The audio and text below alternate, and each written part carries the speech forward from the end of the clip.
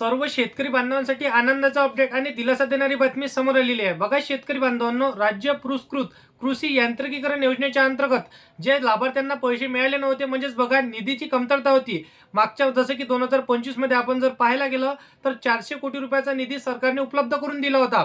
परंतु त्यामध्ये आता बदल करण्यात आलेला आहे आणि 300 कोटी रुपयाचा निधी सरकारने वाढवलेला आहे। म्हणजे तब्बल आपण जर पाहायला गेलं तर 700 कोटी रुपयांचा निधी सरकारने आता राज्य पुरस्कृत कृषी यांत्रिकीकरण मध्ये आता केलेला आहे। म्हणजे भरपूरशा लाभार्थ्यांना इथं बाकी होती, म्हणजे हजारोच्या संख्येमध्ये भरपूरशा लाभार्थ्यांना निधी मिळाला नव्हता।